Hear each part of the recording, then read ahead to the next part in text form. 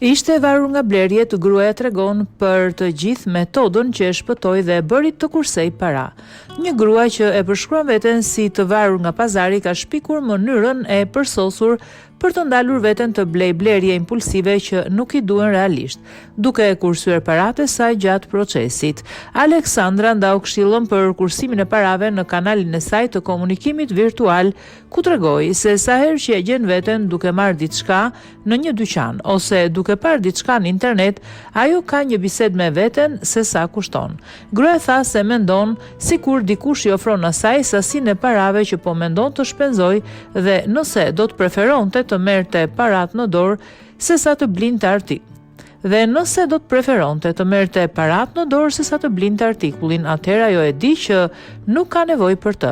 Aleksandra, e cila jeton në Australi, tha: "Nëse shihni për shembull një klof iPhone që e dëshironi vërtet dhe ky klof kushton $25 dhe unë ju drejtohem dhe ju them, në rregull, mund të bëni vetëm një zgjedhje, ose të blini klofin ose do t'ju jap $25 në dorë. Nëse thoni, në fakt, unë kam vërtet nevojë për një klof të ri telefoni, i vjetris më bën më punë.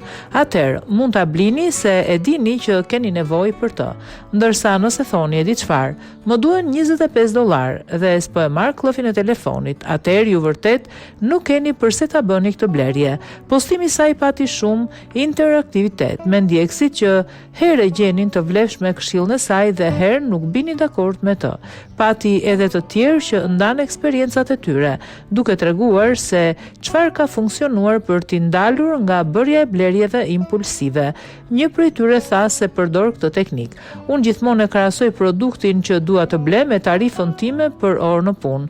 Nëse dikush thot, duhet të punosh 4 orë dhe ne do t'i japim këtë artikull. Nëse ja vlen, atëherë do ta marr." Një tjetër tregoi: "Nëse shoh diçka në një dyqan, i jap vetes një javë kohë dhe nëse ende mendoj për të pas një jave, e marr. Nëse e ka marruar, e le."